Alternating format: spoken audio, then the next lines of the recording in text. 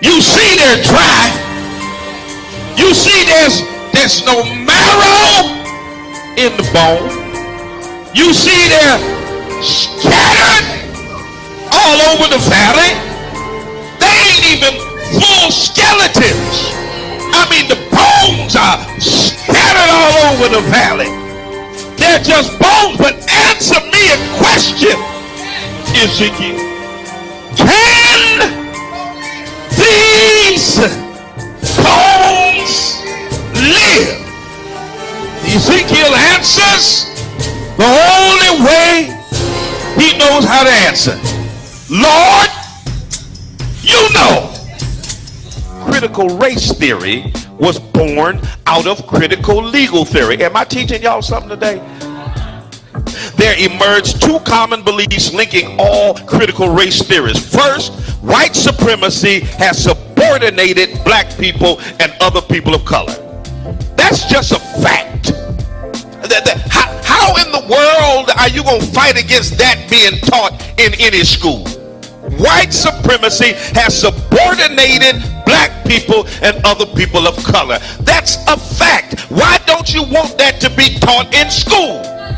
You let your schools teach us that Columbus discovered America. That's a lie. You let your schools teach us that George Washington couldn't tell a lie. That's a lie. You let your schools teach us that some slave owners were beneficent and good slave owners. There were no good slave owners. Anybody who owned people was evil. That's a lie. You let your schools teach us that Abraham Lincoln was good for Negroes. No, Abraham Lincoln was trying to save the Union. And Abe Lincoln himself said if he could save the Union and keep black people in chains, he would do it. That's a lie. Come on, somebody. You let them teach us about a white Jesus. You let them teach us that Native Americans were the aggressors. Come on, somebody. That white folk had a manifest destiny and that the pilgrims were good to Native Americans. That's a lie. All day, every day, you let them teach us lies. All throughout my history in school, I was taught lies. But you got a problem with critical race theory because it teaches the truth that white supremacy has subordinated black people and people of color. The right to bear arms. Let me just back up a little bit and let me take you on back to the late 1960s when Ronald Reagan was the governor of California. And they were oppressing black folk, and a group of men and women known as the Black Panther Party decided that they were going to defend the rights of black folk. And the Black Panthers decided that the Second Amendment wasn't just for white folk. So they strapped themselves with guns and showed up at the Capitol in California. And when they saw them Negroes with guns, come on, somebody. That's why I say if you ever really want to get gun laws changed, just strap all these Negroes up. They'll change them laws before the week is over. When the Black Panthers, watch this, I want you to read, the California legislator passed what was called the Mulford Act. It was a gun control act that decided who could get guns, who couldn't get guns, what could be in your background, what couldn't be in your background. It was the first time in history that the National Rifle Association, the NRA, supported restrictive gun legislation, all because black folk had the nerve to get strapped. Look at your neighbor and say, neighbor, go get strapped. Amen, somebody. Y'all gonna say Bishop told us to get strapped. I said it. Go get strapped. It just got real quiet up in here. But y'all already know I'm a triple P. Amen. Y'all know what a triple P is, right? A pistol packing preacher. Amen, somebody.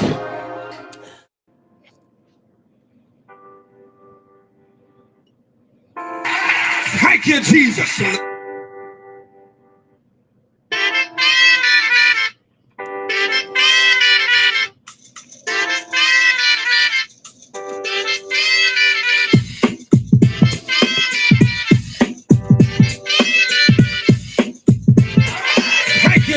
Jesus.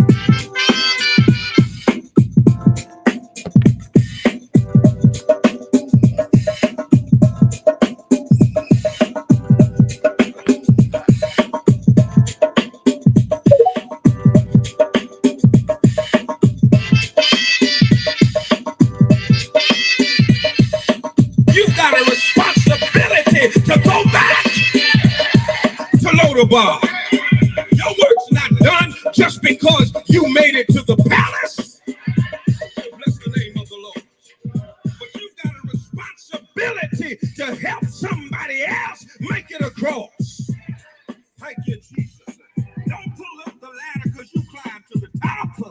Don't blow up the bridge because you made your way across. Thank you, Jesus. But reach your hand back down the ladder and pull somebody else up out of Lodabar.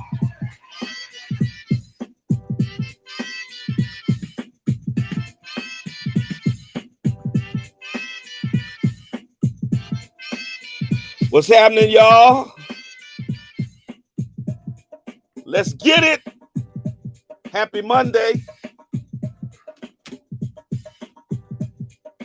Feeling good like a black man should. Thank you, Jesus.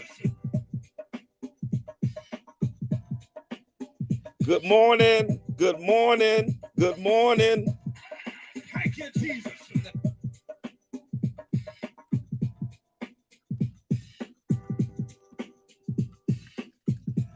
Sorry about that.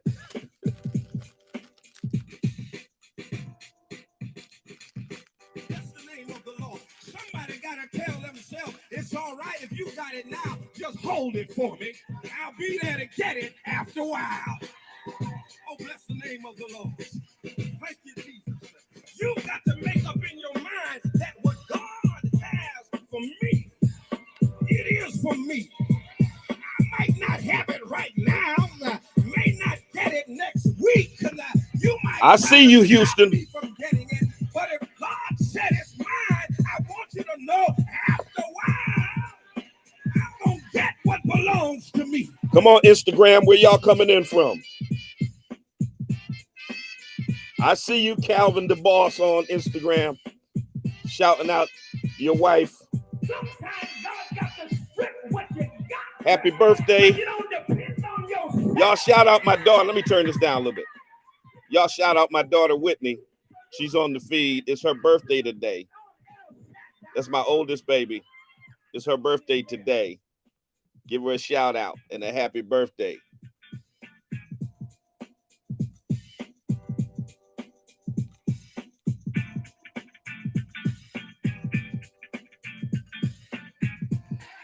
Thank you, Jesus. 90.7 WTCC. Good morning and welcome to the Spoken Word. I'm your host, Bishop Talbert Swan II. And as usual, we'll be telling it like it is through cultural idioms and nuances that shape the order, ethos, and chaos of the African-American experience. Words have their own vitality, shape their own consciousness, and create their own context for interpreting social and spiritual reality. The spoken word contains the power to reshape the landscape of society. 4 minutes past the hour of 9 a.m. Thank you to Mr. Kenneth Barnett for bringing us up into the 9 o'clock hour with The Promise. You can hear The Promise every Monday morning from 6 a.m. to 9 a.m., bringing you the best in gospel music. Good way to start out your Monday morning. Great way to start out your week. It's a little rainy and wet out here in the field in Massachusetts, but hey, you know, we make do. It could be worse. So in any case, listen, today I'm going to be talking about exploiting Black pain, both from the vantage point of Black folk who pretend to be activists and so-called allies. Yeah, many people exploit Black pain for notoriety, for, you know, to get a little bit of attention, to get their name in the newspaper, or to, you know, they failed at other things in life, so they figured that this is the way that I'm going to make myself relevant in some kind of way. but they really don't have the best interests of black people. And they're opening up old wounds on families who have lost loved ones and have experienced trauma and pain just so that they can, you know, be on video or be in a newspaper article or something. It's shameful, shameful, and it's happening. It's happening. We're going to talk about it. All right. 413-736-2781. 413-736-2781 is the number here. We're going to talk about the election that happened here last week as well. Last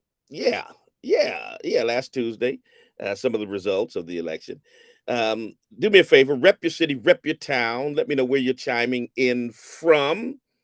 Love to know what part of the nation, what part of the world you're chiming in from. Good morning to everyone in the Pioneer Valley, everyone from everywhere across the internet. I want to wish a very special and happy birthday. Today's a national holiday. My firstborn was born on September 18th. Happy birthday to my daughter, Whitney, who's in the Chi, who's listening from the Chi, and as well as her husband, Calvin. So happy birthday, baby girl. Love you so much. That's my firstborn. You know, she used to play with Goo Goo Gorilla. All that stuff. I was a student. I was a freshman at the University of Massachusetts. She's Calvin. Her husband is a Sigma, and member of Phi Beta Sigma. My wife's a Zeta, so they got their own little thing going. But my daughter was born and raised an iota baby. She was born and raised when our chapter was only a couple years old. We just celebrated the 40th year of our chapter at Beta Beta at University of Massachusetts. She grew up an iota baby. So Calvin, she's an iota baby. All right. Anyway, rep your city, rep your town. Let me know where you're chiming in from. Let's get it. Let's talk about it. I see Houston up in the house. H-Town is always in here. I see Union, New Jersey in the building. North Carolina is up in here. Chicago is up in here. H-Town again and H-Town again is in here. Where is the field? Y'all think y'all don't ever have to represent? That is just, I see you, Aunt Marion. Good morning, Auntie. Enfield, Connecticut is in the building. Good morning, good morning, good morning, good morning. Another Chicago is in here. Where y'all at, DeGram? Where y'all at? Where y'all at? Calvin said, no, now she's a Sigma's queen. You got that. You got that. You got that. Blue, blue, blue. All right. Chi-Town in the building. Who else is up in here? Rep your city, rep your town. Let me know where you are chiming in from. Kaya, Katura, Carmen, love y'all, my grandbabies, my Chicago grandbabies. Good morning to y'all as y'all roll on out to school and do your thing. All right, y'all. I'm going to play a little bit. And then we're coming back and we're going to get into this. We're going to get into this conversation. Okay. All right. All right. Share, like, share, subscribe, do all that stuff. We'll be right back. Life is grow, but the essence of growth is change. The being in the room will be the end of the road if you refuse to change. Get you a little higher, get you a little higher, dig a little deeper, dig a little deeper, go a little further, go a little further. Come on, come on, come on. Get you a little higher, come on, yeah. Rep your city, your town, y'all. I got to get some water. Be right back. Don't go nowhere. The essence of life is growth, but the essence of growth is change. The being in the road will be the end of the road if you refuse to change. Your life will never change until you get disgusted with where you are. Whatever you don't hate is what you tolerate. You must learn from the past, plan for the future, and live for today. For it is your daily routine that determines your success or failure in life. It's the choices that you have made up to this point that will determine the rest of your life. So break the cycle that doing enough is simply good enough. You only get out what you put in, so don't settle for the crumbs when you can have a whole lot. So push yourself What up? beyond your limitations. Come on. Reach a little higher. Dig a little deeper. Dig a little deeper. Go a little further. Don't stop. Come on. Reach a little higher. Dig a little deeper. Go a little further. Don't stop. Don't stop. Don't stop. So you gotta break the routine of trying to beat the system. Manipulators will always try to bypass the process for the quick progress. There are no shortcuts to success. There are no elevators to the top. You gotta take it one step at a time. You gotta break the routine of allowing others to get into your head and control who you are and where you're going. You see, when you're about the positive, you're gonna always have haters. But don't let your haters push you down, let your haters push you forward to the next level. So when people show you who they really are, don't perceive them to be something else that they're not. See, a zebra does not change his stripes. So you gotta keep pushing yourself to the next level. Yeah, there you go. Come on. A little deeper. Come on. Yeah. Go a little further. Go a little further. Come on. Don't stop. Come on. Yeah. Reach a little higher. Reach a little higher. Dig a little deeper. Dig a little deeper. Go a little further. Go a little further. Don't stop. Come on. Come on. Come on. You got to understand the greatness is the nature that you were born out of. You'll never discover your greatness without hard work and dedication. Greatness says more about who you are and what you expect for yourself. And greatness will always attract greatness. Show me your friends and I'll show you the future. The future begins to step away. All right, where y'all coming in from in the Twitter space? Come on, put it in the comments. Let me know where you're chiming in from. Rep your city, rep your town. You're almost there. Let's get it, y'all. You got to push yourself beyond your limitations. You see, there's no mountain too high, no valley too.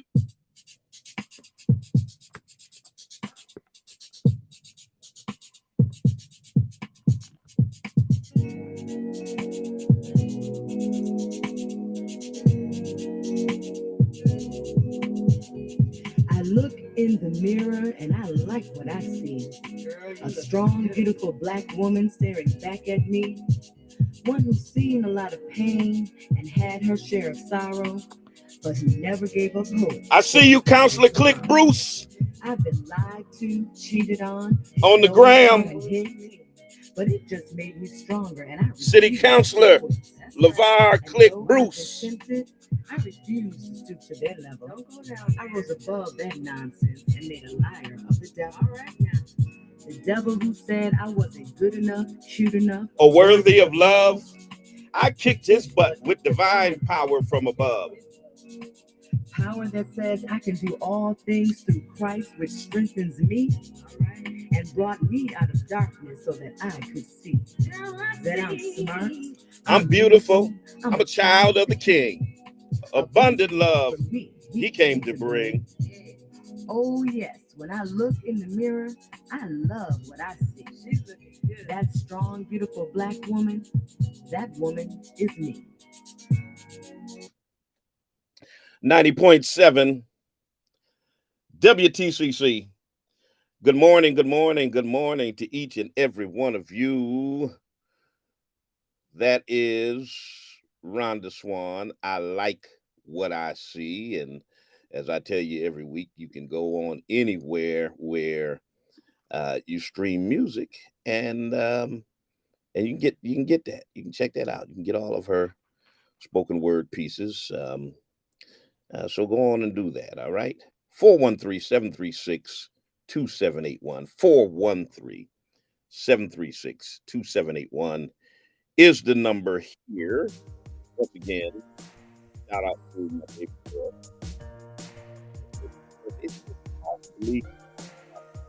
That is 38. 38. Well, I guess that means I just make however old I am look good. Oh boy. Anyway, anywho, rep your city, rep your town. I see you, Phil. Shout out to City Councilor LeVar Click Bruce, who's chimed in on the gram. Shout out to the Reverend Willie Naylor. I see you on the Facebook feed, and congratulations for coming through the primary election. Shout out to my good friend, Pastor Jesse Preacher Man Burgess. I saw you talking junk last week when the Steelers took that beat down by the 49ers. I don't recall you being a 49ers fan. Did I miss something along the way? I'm just trying to figure it out. Anybody know of Pastor Burgess being a 49ers fan? Yeah, I'm going to need y'all to put it in the chat and verify that you knew he was a 49ers fan, because I don't remember it. I know he's a Lakers fan, but I thought he liked the Cowboys or something. I don't know. I could be wrong, but I'm just saying. Mississippi is in the building. Mississippi is in the building. I see you, Sister Sheree. Annie Beard, good morning to you. Good morning to you. Good morning. Springfield, y'all chiming in now. Y'all want to chime in all late and stuff. Good morning to everybody in the field. Yeah, the field said, okay, we're going to go ahead. We're going to chime in. Yeah, all right. I feel you, field. I see you. Bluntstown, Florida. I see you. Chicago again. I see you. Good morning. Good morning to everybody. Yeah, matter of fact, Sister Annie Beard, tell me, is he a 49ers fan? I'll take it from you, because you mama. You mama. Good, Angela Thorpe, I wasn't talking about the Cowboys. I just said I thought the Reverend Burgess was a Cowboy fan, and I said I could be wrong. But ain't nobody thinking about the Cowgirls. Okay, he is a 49ers fan. All right. You got that, Reverend. You got that. You got bragging rights for this year if you are a true 49ers fan. All right, you got it. 413-736-2781. Last Tuesday, there was a preliminary election here in Massachusetts. All right. Click Bruce said yes, he's been a fan. All right, okay. You got it. You got people vouching for your 49er fanery. All right. Yeah. Anyway. Yeah, so last week in the preliminary election,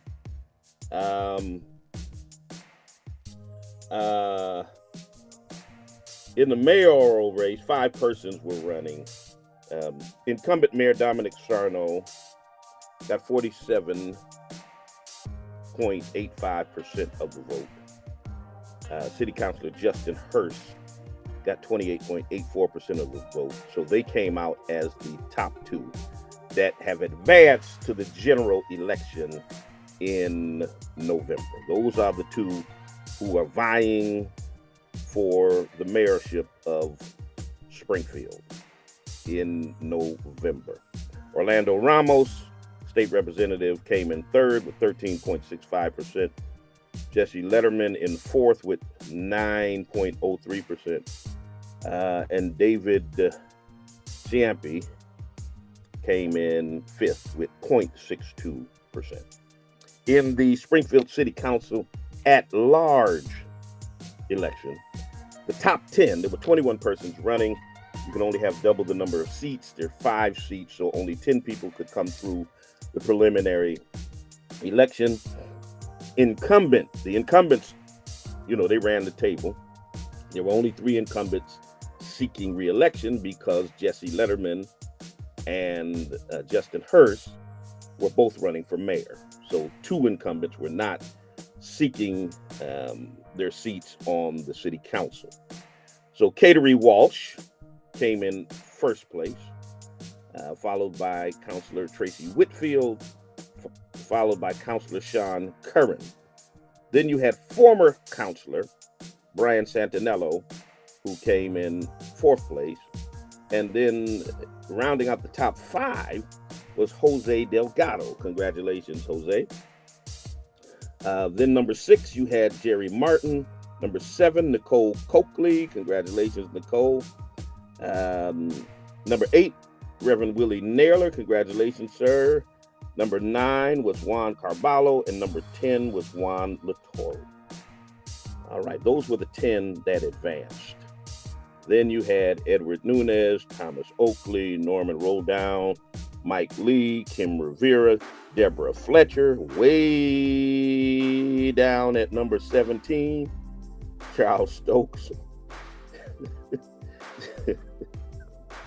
Then you had Andrew Keaton, Jonathan Viru, Linnell Gaskew, and Soroya McElia. Those were the ones who ran for city council at large. I heard Fat Turner say he did very well. I never knew coming in 17th out of 21 qualified as very well, but it is what it is. So let me set the record straight on a couple things, and we get into this conversation about exploiting Black pain, because it was said that once again, number 17 was quiet for a while.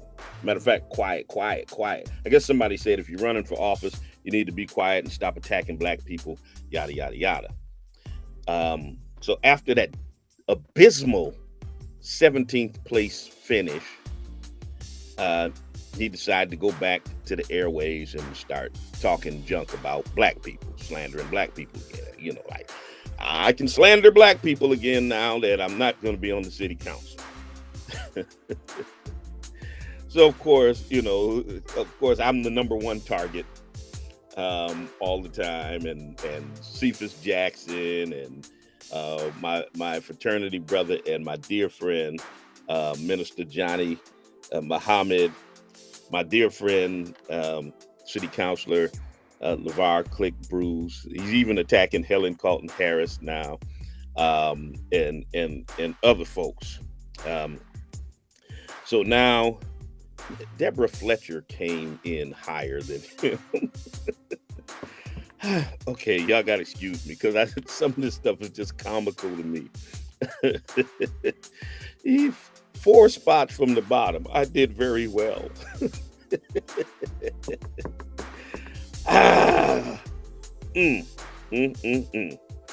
So it's talking about the marching on. He's talking about marching on Nathan Bill when we had the incident at Nathan Bill. He's talking about when we marched on Nathan Bill. When we marched on Nathan Bill, I'm gonna let you hear it. Because that's what these activists do. They remix history. My uncle, State Rep Ben Swan. Matter of fact, shout out to State Rep Ben Swan.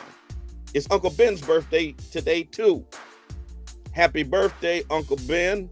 It is his 90th birthday. So don't only shout out my daughter Whitney. Our Uncle Ben has the same birthday. Shout out former State Rep Ben Swan. Today is his 90th birthday. What a milestone. But he told me that a lot of the folks who were talking about how they marched with Dr. King had never marched with him. But it had been so long ago that, a whole new generation was around who doesn't know who marched and who didn't. So people literally created false reputations for themselves as civil rights leaders and icons based on stuff that they never did. Yeah, I marched with King, and they never marched with King. But at least if you try to say you marched with King, 60 years ago, that we don't know because we weren't around. We weren't around then. But this dude is talking about he marched 3 years ago at Nathan Bill and was nowhere to be found. Nowhere to be found. How you gonna claim? How you gonna claim credit for a march that you didn't organize, you had nothing to do with, and weren't even there? Was not. I want y'all to listen to this. This is crazy. Let me get this. This mayor called the National Guard out. They had National Guards up by Nathan Bills patrolling and were giving it orders if anything were to get out of line to harm us who was marching for justice. When we were marching on Nathan Bill. I'm gonna stop it right there. When we were marching on Nathan Bill, who was we? Seriously, who is the we that was marching on Nathan Bill? Because let me see if I can give you some clarity on it. The Nathan Bill protest was organized by the Greater Springfield NAACP and the Pioneer Valley Project. And we invited and consulted with city councilors Justin Hurst and Tracy Whitfield. Fat Turner had nothing to do with the Nathan Bill protest. Nothing. And we got the receipts. We got the video of all the speakers. We've got photographs of the march. The whole nine. How you really out there on video talking about when we marched on Nathan Bill and you weren't even there? It's bad enough when you do stuff for attention, but then when you resort to lying to try to take credit for stuff that you had nothing to do with, I mean, that's just straight up pathetic.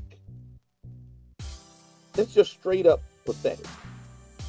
Then the other thing is, there's a narrative out there, and I want to be clear. Let me put this disclaimer out. I want to be clear. This is not a shot at or saying anything negative about Justin Hurst. This is just for historical accuracy. When people are putting out the narrative that this is the first time that we'll have the opportunity to elect a black mayor. No, it's not. This isn't the first time a black man has run for mayor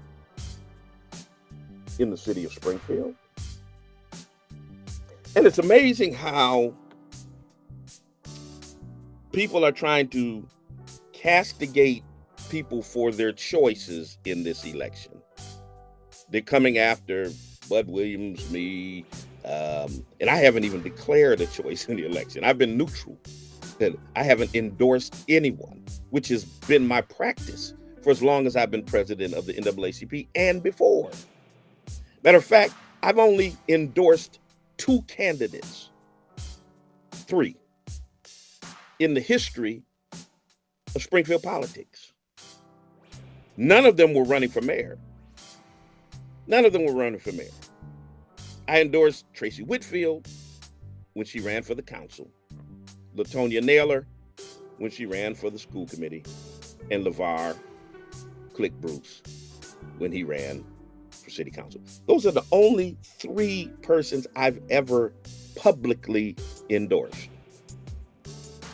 because it's been my practice not to endorse publicly because of my position with the branch and in the community.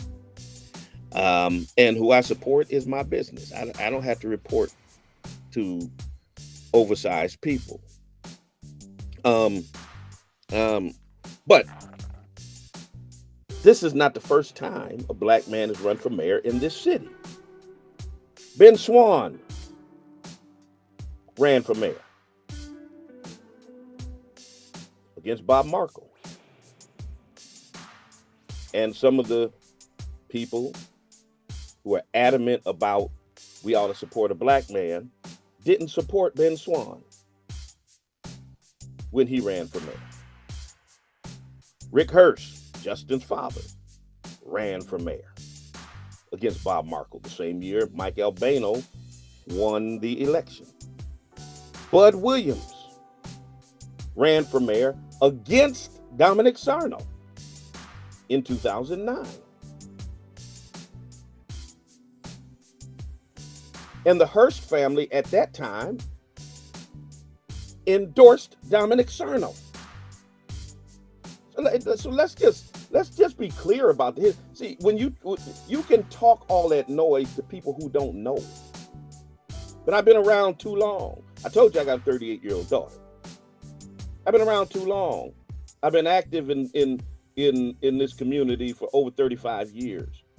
You can't pull the wool over my eyes or just sell me some stuff like I don't know. When Bud Williams, a black man, ran for mayor, y'all supported Dominic Sarno. Yeah, y'all supported Dominic Sarno. Fat Turner and Rick Hurst and et cetera supported Dominic Sarno. They put it in the point of view, their support for Dominic Sarno. Now it's, we gotta support the black man. Come on, man. Don't be hypocrites about it. Now you want to call everybody a sellout who's not supporting, who's supporting the dude that y'all supported when another black man was running. Good morning, caller. You're on the air. How are you? You're on the air. Is this Talbert show or somebody? You're on the air. Do you want to say something? Oh yes. Good morning, young man. How are you? I'm good. This is Z. Yes, sir. Go right ahead. Yeah, it's running backwards, Talbert. It's running a little slow. I'm talking and then it's coming after. Yeah, you got to turn that down. Cool. It's about time that Sarno sits down. And you can make him sit down if you go out and elect his opponent. Say that again. I said you can make him sit down if you go out and elect his opponent. He's not going to. Yeah. Birthday to Uncle Ben and to your daughter too. But as far as that guy that's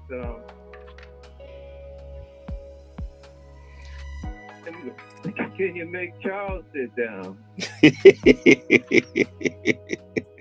Charles sit down. No, I can't make anybody sit down. Be murder. Let him sit down. Right? Talk about the people that was unlawfully convicted of that murder. Yeah, we're gonna get into exploiting black pain. We're gonna get into exploiting black pain. But I don't know if he's gonna let it go. Well, Sarno is running for re-election, so he's obviously not letting it go. See, there's a thing. Term limits are natural if you don't elect someone. If you get out there and put his opponent in office, that's how you get him to sit down.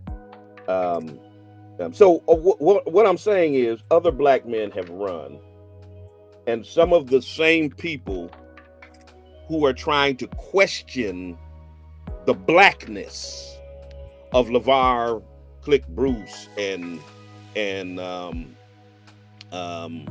Cephas Jackson and Helen Carlton Harris and others who are now questioning their blackness if they support Sarno are the very ones who supported Sarno when another black man, Bud Williams, was running against Sarno. Yeah, I know it was 2009. I know it was 14 years ago, and our memories are short, but some of us remember. So save the hypocrisy for somebody who doesn't know any better. All right? So let's not gaslight.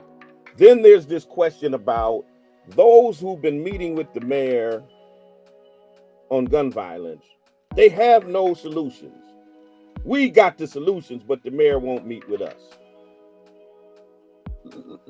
Since when does it take a meeting with the mayor to implement solutions? If you got solutions to a problem, then just solve the problem. Why you got to meet with the mayor to implement the solutions? You know, people, they don't have no solution. Well, where's your solutions? Where are they? When have they been implemented? What have you done to stem the tide of gun violence or anything else? Because we never needed the permission of the mayor to do anything that we thought was in the best interest of the community. When we started our chronic disease management program to affect the lives of those with type 2 diabetes, we just implemented the program. We didn't ask for nobody's permission to implement a solution. When we saw the problem of hunger and food insecurity in the community and opened our food pantry so we could provide food to people that are at need, we didn't need the mayor's permission to implement that solution.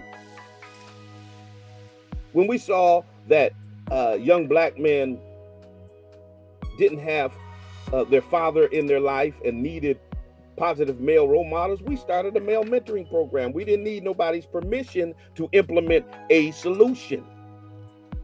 When we knew that our children were latchkey kids and could get into trouble or could get involved with gangs in the hours that their parents were at work, we started an after-school program. We started a summer camp that was affordable, that where parents only had to pay $30 a week to get their kids in summer camp so they could go to work. We just implemented the solution. We didn't have to have a meeting with the mayor to do that. All right? When we knew that the votes of black people were being diluted in this city, we went on a campaign to bring about ward representation. 12 years it took us to finally get that solution implemented. We just did it against the opposition. The current mayor was opposed to ward representation. Bud Williams was opposed to ward. Most of the council was opposed to ward representation, but we got it. When we saw there was a problem with the Springfield Police Department, the NAACP, under my administration, we're the ones who contacted and pushed the DOJ to do the investigation. Now, Fig Newton likes to talk about the city being under a consent decree. He had nothing to do with that, but we did. We pushed for that investigation, got that investigation. Once the DOJ report came out, the NAACP and the Pioneer Valley Project, we pushed for there to be a consent decree, got that consent decree. We didn't need anybody's permission. We didn't have to have a meeting with the mayor. Okay? When there was a drought and a lack of black principals in this city, we stormed City Hall and pushed and challenged until they hired black principals. We just did it. We did it. All of the branches in the New England Area Conference got together with other legislators across the state and pushed the legislature for police accountability. And Massachusetts has the most progressive police reform law in the nation now. We now have police officers who have to be certified and who can be decertified. So even if their municipalities don't do anything about it, we can still get them out of police forces. We did that. We just implemented the solution. But you sitting around crying about the mayor ain't meeting with us and we got the solution. And that's just a short list of things that we have done. And see, ladies and gentlemen, there's a difference between activists who have a record of results, tangible results that you can point to. I'm not talking about getting loud. That's speaking truth to power. I'm not talking about staged incidents where you go down to City Hall and you exploit people who have lost their loved ones and bring them down to City Hall. Don't know if the mayor is in office or not. Don't have an appointment with him, and you demand to see the mayor. And you get the cops called on you, and you film the cops, and you getting loud with the cops, and put it up on Facebook saying this is us speaking truth to power. No, Negro, you didn't have a meeting. You did not have a set meeting. If you come to my office and we don't have a meeting, I ain't coming to see you either. That's how people do. That's how you operate in business. You set up a meeting and then go talk to someone at the time you have a meeting. You don't bum rush their office and with your iPhone in hand so that you can video. That's attention seeking. That's all that is. That's performative. That's performative. Ladies and gentlemen, let's not mix up performative, boisterous, loudmouth jargon for actual tangible results. What tangible results? What laws? What policies? What changes can you point to that will back up what you say? That's what I want to know. See, we got far too many people who exploit black pain. And it's shameful when you drag families and reopen their wounds just so you can get some attention. That's shameful. That is absolutely shameful. Now, black people, we already have a never-ending spate of brutality in this nation that elicits trauma and mixed reactions. We've got justified anger at the societal systems that allow racial prejudice to go unpunished. Some of us are numb. Some of us are continually sad. We've got trauma that hits every time that another black person becomes a victim of unwarranted violence from law enforcement or beyond. There are scores of vile and violent events that span across the centuries that are now being filmed and documented at a much wider scale. We go through too much trauma for people to try to make a name for themselves by exploiting black pain. And so you have these families that are really looking for closure, that are really looking for solutions, that are really looking for help. And I know because they come to us all the time. When there was a spate of unsolved murders of black women in our city, we pushed and pushed. Nation of Islam, Minister Johnny Muhammad and others were instrumental in pushing for the reopening of those cases that eventually led to the arrest of a serial killer and brought closure to several families. And there are families who want closure on traumatic events that have happened. And they legitimately look for help. But you have vultures out there who really are not interested in helping these families. But they're interested in creating a reputation for themselves.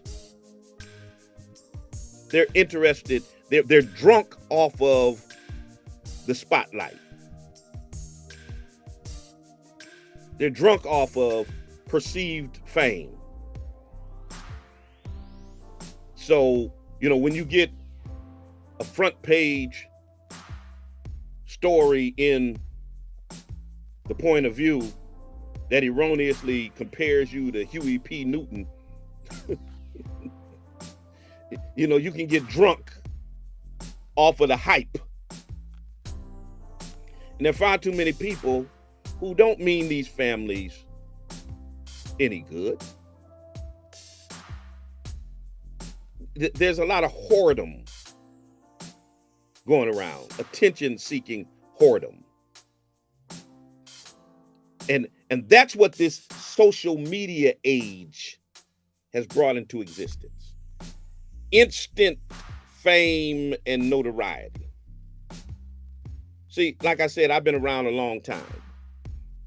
I was doing this when there was no Facebook.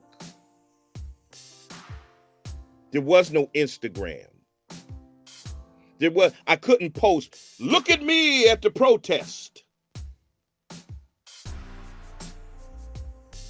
I couldn't do a Facebook Live and stage something at City Hall to argue with a cop and then put it on Facebook and say, look at me speaking truth to power. Yeah, we didn't have that. There was no social media. There wasn't no Facebook, Instagram, YouTube, none of that. Most of what we did was behind the scenes with no attention from the wider public. The reason we got ward representation because we worked behind the scenes for 12 years without cameras in our face, without the newspapers writing about what we were doing. See, that's how you know that's how you see the major difference between those of us who've been in the movement for a while, who know how to work behind the scenes, to strategize, to do what's necessary without public attention to it. Many of us help families every day without ever wanting credit or attention. Now we've got these activists who are drunk by the spotlight. And they can't do anything unless they get some attention for it. Now, you know you're drunk for attention when you go down to the mayor's office with a camera. I mean, come on, man. Come on, stop it. Stop it. See, the fight against injustices that are faced by Black people is too important. Too important. We need people fighting. We do need allies, even though we have very few. But we got too many self-proclaimed allies who claim to stand with the movement, but they do it for personal gain. I mean, you literally have brands and corporations that release statements of solidarity, but they fail to embrace any level of fairness within their own corporations.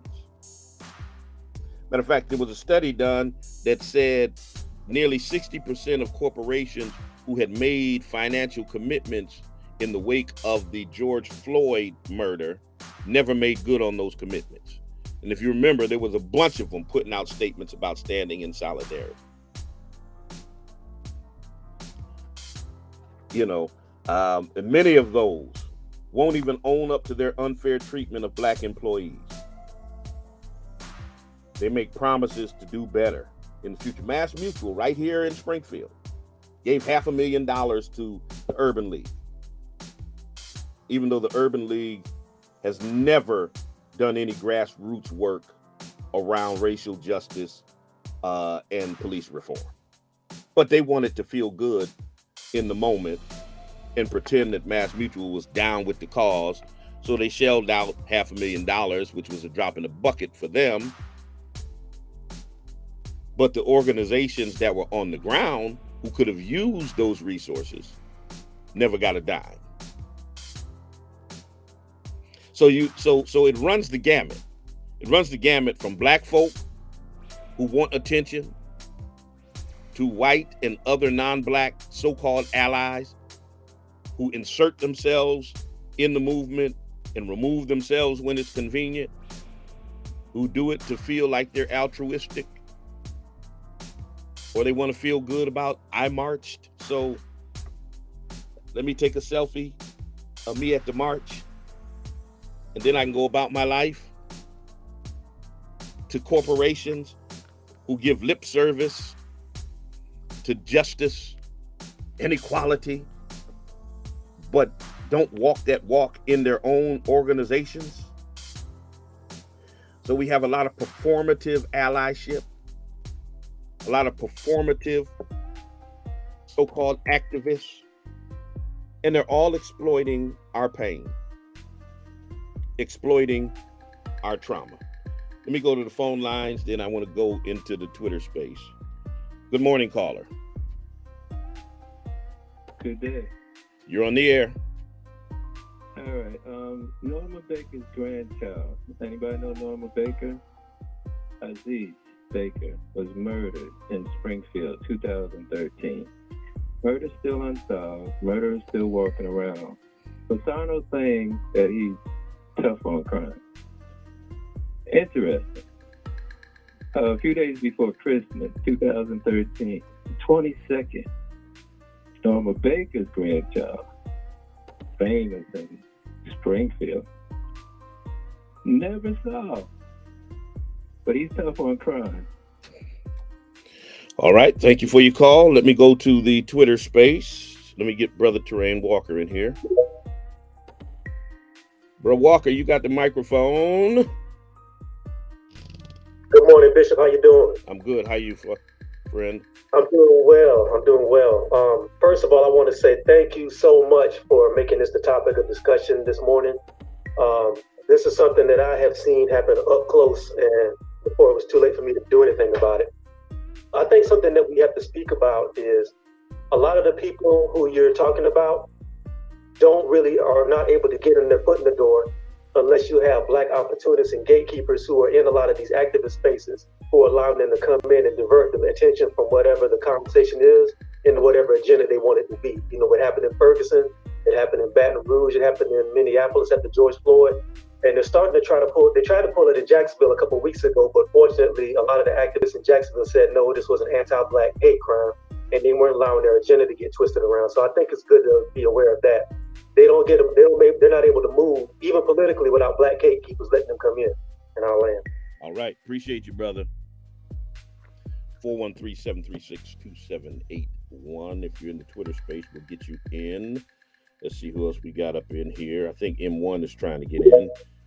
M1, you got the microphone. Hello, good afternoon, Bishop. All I'm gonna say is, you see the whole black exploitation stuff. It also happens in politics. I mean, look at Biden. Biden used George Floyd to drive black turnout for him in the key states that's needed to win the election back in 2020. And as soon as the election was done, he acted like we black people did not exist. I mean, look at Gretchen Whitmer. She exploited black people for a vote in 2018 and 2022. Now she's literally ignored us. And what's funny is, you see the likes of your Gretchen Whitmer, your Josh Shapiro, all these people are going to be running for president in 2028. Then they're going to come back to the black community and try to lie to us that they love us. We need to know the people that we voted for, is because these people are extremely dangerous. Not one prominent Democrat has actually been calling out the anti-black racism from all the Republican governors. They've all been quiet. The only one that's been calling them out is Gavin Newsom. That's the only person. You see the rest, they are so quiet about it, but when they want to run for office, you are going to see them real quick come and say, ooh, racism is bad. There's that. Even our so-called black Democrats, they are extremely spineless. I mean, look at Brandon Johnson, the mayor of Chicago. He's one of the weakest persons out here. He's literally letting Mexicans flood the whole of Chicago in black neighborhoods. Look at the mayor in Alabama. This guy's extremely dangerous. So even the so-called black Democrats, they aren't for we black people. They are all owned by the same corporations that literally own the Republicans. They are just as dangerous as the Republicans. They are literally the white faces. Sorry, they are literally the black faces for white power. Listen, I can't argue with you on much of what you say, because you hit home, especially when you talked about they used the George Floyd murder and all of those protests so that they could increase black votes for the election that year. And you're correct. Where have they been since that election is over? And one more name I'll throw in terms of black mayors is Mayor Andre for Atlanta, who's allowing a $90 million cop city to be built that the people are fighting against. But you're right, that bought and sold by the corporations. And see, many times, you know, I know it's difficult to speak against the corporations and all of that. But oftentimes what they're providing for support to our community is peanuts. It's peanuts. And someone needs to challenge that. Someone needs to challenge that. Because what happens is it's a regular pattern. And it's evident in the way that the so-called support for the black community wanes as the outrage dissipates. You know, they're out there, oh, we're going to give you money, we're going to do this, we're going to do that. And then when people go back to their lives, they're like, okay, the Negroes have calmed down, so we can go back to business as usual. You know, what happens to the promised support from institutions and individuals capable of making an impact in the fight against racial injustice? Where has all of that support been in the 3 years since those protests? In the years since the Democrats have taken office? Where are all of those allies? You know, will the media, the social media warriors, and the corporate establishment that pledge their commitment to the cause and have the power to create meaningful change ensure that justice is served? Because we've had many others since George Floyd. Jalen Walker was shot 90 times in Akron, Ohio. 90 times for a traffic stop. Where were all of our allies and corporations and all of those in that incident? And so many other incidents that have happened since then. Performative activism, performative allyship has become a part of the rinse and repeat cycle where the pain and the trauma of black people becomes corporate profit or social collateral. And that's real. That's real. The issues that bring about this pain, discrimination, marginalization, violence, dehumanizations, are ignored until they can be capitalized on and profited from. Until, we can get the attention we want. We can exploit black people to get them out to vote. You know, the dire situation, the endless cycle, it raises a pertinent question, brothers and sisters. Why is black pain so easily exploited by both black people and by others? Why is it so easily exploited? And, we really need to discuss this in a broader political and social context.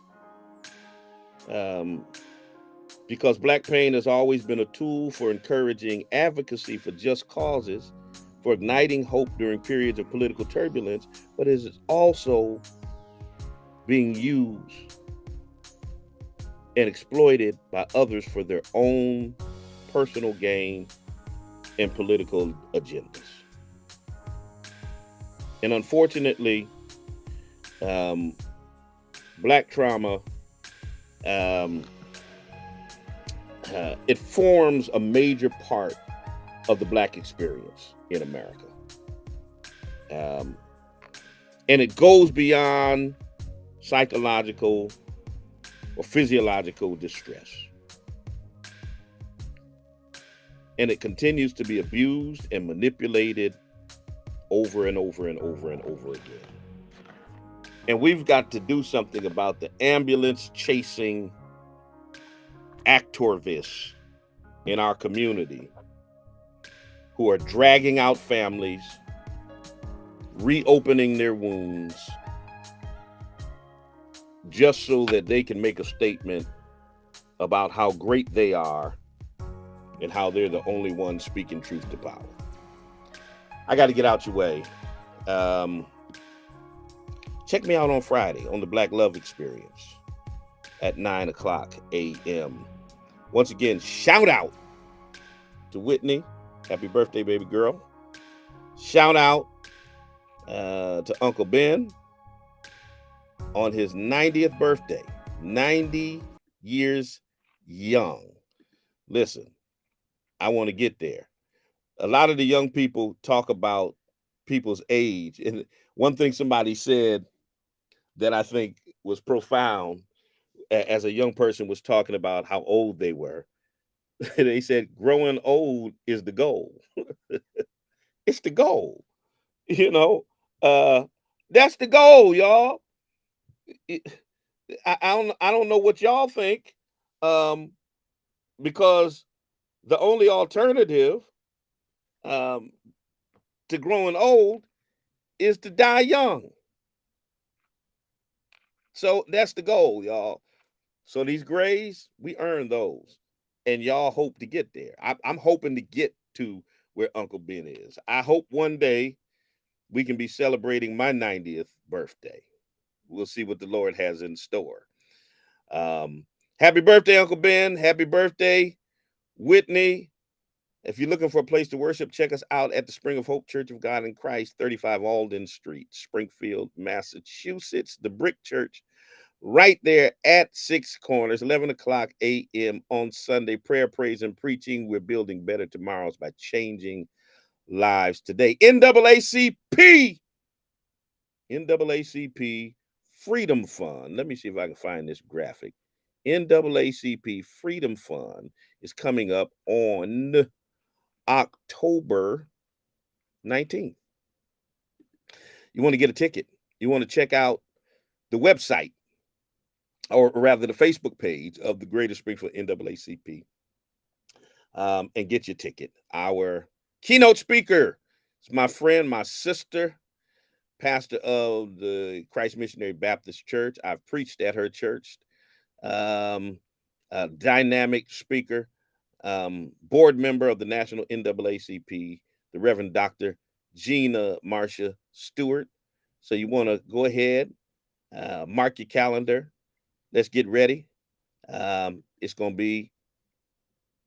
to be epic. All right. Until the next time I talk to you and you talk to me, always remember, God loves you, and so do I. Peace and blessings.